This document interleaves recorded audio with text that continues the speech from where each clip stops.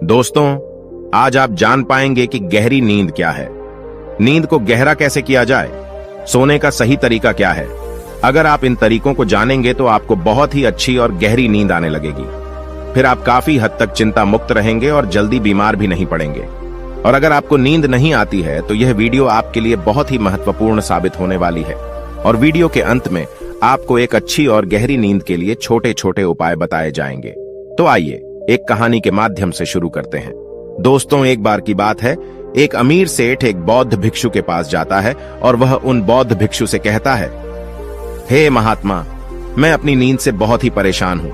बहुत कोशिश के बाद भी मैं देर रात तक सो नहीं पाता और रात में सोने से पहले मेरे मन में दुनिया भर के विचार चलते रहते हैं। और जब मुझे नींद भी आ जाती है तो मैं पूरी रात करवटें बदलता रहता हूँ और मुझे चैन की नींद कभी भी नहीं आती। और जब सुबह मेरी नींद खुलती है तो मुझे कुछ अच्छा महसूस नहीं होता है। मैं खुद को थका हुआ और अशांत महसूस करता हूँ। कृपया आप मेरी इस समस्या का समाधान बताएं। बौद्ध भिक्षु ने कहा, इससे पहले कि मैं तुम्हारी का समाधान बताऊं, तुम्हें गौतम बुद्ध की गहरी नींद के रहस्य के बारे में बताना चाहूंगा। फिर सेठ ने कहा, हे महात्मा, जैसी आपकी इच्छा। बुद्ध ने कहा, जब तथागत गौतम बुद्ध सोते थे तो वह पूरी रात एक ही अवस्था में रहा करते थे। वह कभी भी करवट नहीं बदलते थे। वह जिस अवस्था में रात्रि को सोते समय रहते थे, ठीक उसी अवस्था में वे सुबह सोकर उठते थे। गौतम बुद्ध का एक प्रिय शिष्य था जिसका नाम आनंद था। वह भी गौतम बुद्ध के पास ही सोता था। वह सोते जागते हर पल गौतम बुद्ध को देखा करता था और उनकी सेवा भी खूब किया करता था। आनंद को यह बात बहुत परेशान करती थी कि आखिर गौतम बुद्ध पूरी रात कैसे एक ही अवस्था में गुजार देते हैं। पूरी रात वह करवट भी नहीं बदलते हैं, जबकि हम सब तो कई बार रात में करवट भी बदलते रहते हैं। जब कभी रात में आनंद की आंखें खुलती तो हमेशा गौतम बुद्ध को एक ही अवस्था में सोते पाता था। यह बात उसे बहुत परेशान कर रही थी। लेकिन एक दिन आनंद अपनी जिज्ञासा को रोक नहीं पाया और गौतम बुद्ध के पास रात को ही जाकर उन्हें मध्य रात में नींद से जगा दिया और कहा, तथागत, मुझे क्षमा करें।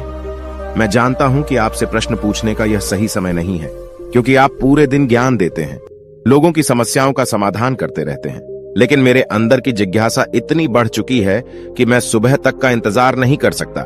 इसलिए आप मेरे प्रश्न का उत्तर देकर मेरी जिज्ञासा को शांत करें। आनंद ने आगे कहा, मैं पिछले 20 वर्षों से आपके साथ रह रहा हूं और देख रहा हूं कि आप पूरी रात केवल एक ही अवस्था में सोते हैं। सुबह भी आप उसी अवस्था में सोकर उठते हैं जिस अवस्था में रात को आप सोए थे। इसका क्या मतलब? मैं समझूं, या तो आप गहरी निद्रा में सोते हैं या फिर आप कभी सोते ही नहीं हैं। गौतम बुद्ध आनंद की तरफ देखकर मुस्कुराते हैं और कहते हैं, मैंने अपने लिए सोने की सबसे अच्छी अवस्था को खोज लिया है। अब सोते समय मुझे हिलने डुलने की आवश्यकता नहीं पड़ती है। मैं नींद की अवस्था में भी जागृत रहता हूं, जबकि मेरा शरीर सो जाता है। प्रश्न यह नहीं है कि नींद की अवस्था में भी शरीर हिलता है कि नहीं। शरीर क्यों एक स्थिर अवस्था में रह नहीं पाता? इसका असली कारण है मन। यह मन ही है जो कि शांत और स्थिर नहीं रह पाता, और यही कारण है कि नींद की अवस्था में भी हम अपने शरीर को हिलाते रहते हैं। लेकिन मैं इन सब चीजों से परे आ चुका हूं। अब मेरे अंदर मन जैसा कुछ बचा ही नहीं है। जब मैं सोने चाहता हूं तो मेरा शरीर बस एक मृत शरीर की भांति हो जाता है। मन जैसा कुछ भी बचता नहीं है।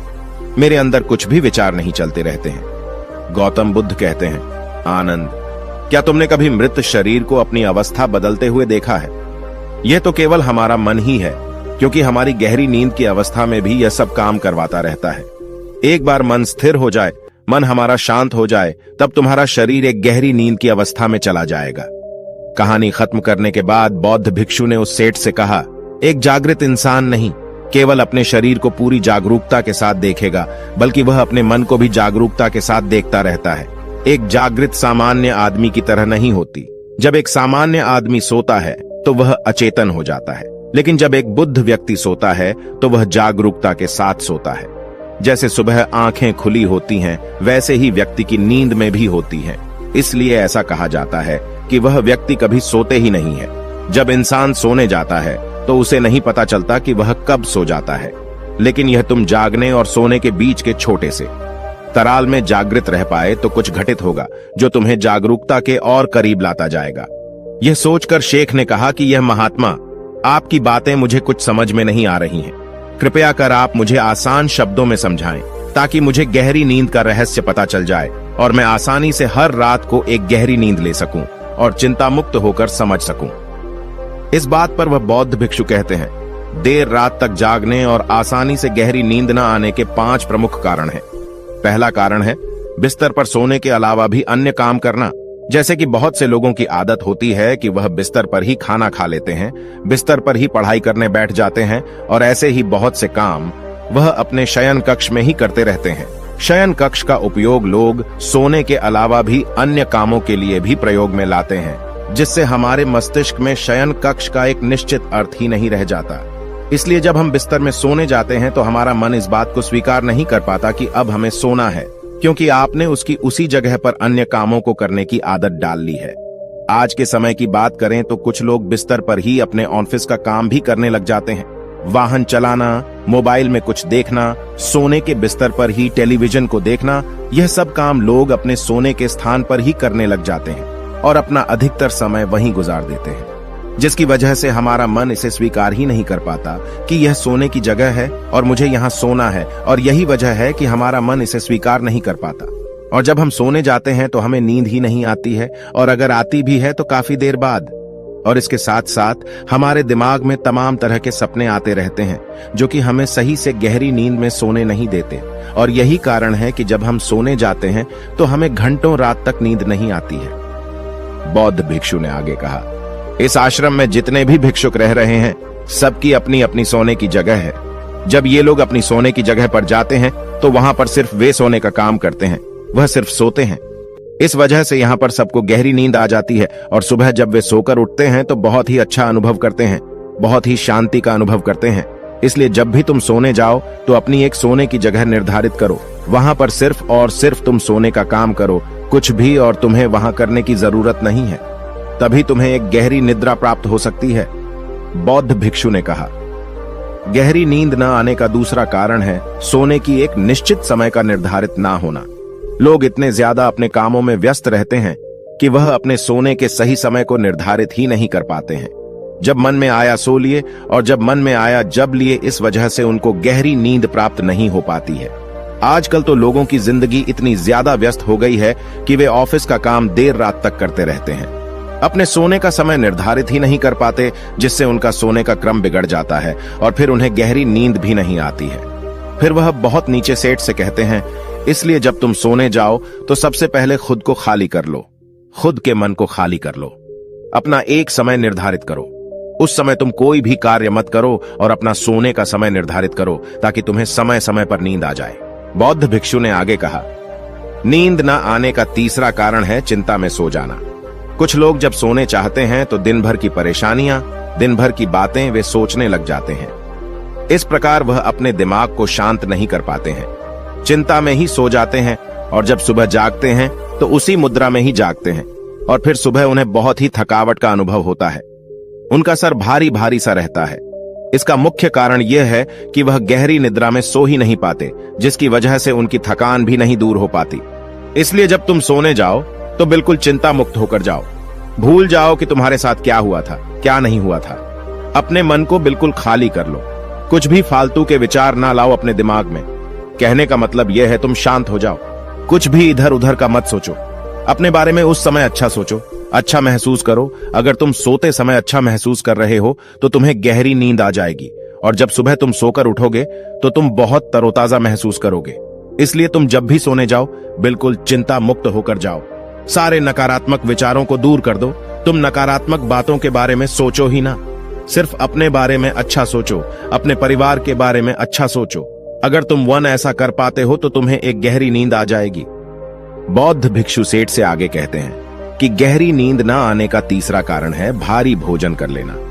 कुछ लोग रात को बहुत सारा खाना खा लेते हैं, जिसकी वजह से उन्हें अच्छी नींद नहीं आती। लोग समझते हैं कि शाम को भारी खाना खाना चाहिए, पर बिल्कुल ऐसा नहीं है। शाम के खाने को तुम हल्का करो ताकि खाना पचने में कोई दिक्कत ना हो। बौद्ध भिक्षुओं ने आगे कहा, अगर तुम शाम को हल्का भोजन लेते हो तो उसका पाचन बहुत ही अच्छे तरीके से होगा और तुम्हें एक अच्छी नींद की प्राप्ति होगी। भारी खाना खाने से पाचन अच्छा नहीं हो पाता है, जिसकी वजह से तुम रात को करवट बदलते रहते हो। पेट में गैस बनती रहती है जो तुम्हें रात को सही से सोने नहीं देगी। इसलिए जब भी तुम सोने जाओ, रात के खाने को हल्का करो ताकि तुम्हें अच्छी नींद की प्राप्ति हो जाए। बौद्ध भिक्षु उस सेठ से कहते हैं कि नींद ना आने का चौथा कारण है बहुत ज्यादा नकारात्मक बातें विचार करना। दोस्तों, जिंदगी मिली है तो दुखों का आना तो तय है। बौद्ध भिक्षु सेठ से कहते हैं, आज दुख तुम्हारी जिंदगी में है तो कल किसी और की जिंदगी में होगा। ये सुख और दुख तो जिंदगी में आते जाते रहते हैं, इससे तुम्हें लड़ना है और उसे हराना भी है। इसलिए दुख और सुख को तुम स्वीकार करो, नकारात्मक विचारों से दूर रहो, नकारात्मक विचारों के साथ साथ नकारात्मक लोगों से भी दूर रहो, क्योंकि नकारात्मक लोग तुम्हें कभी शांति से नहीं रहने देंगे, वह तुम्हें हमेशा परेशान करते रहेंगे। इसलिए ज्यादा बेहतर होगा कि तुम उन लोगों से दूर रहो। दिखावे के लिए खुद को मत बदलो।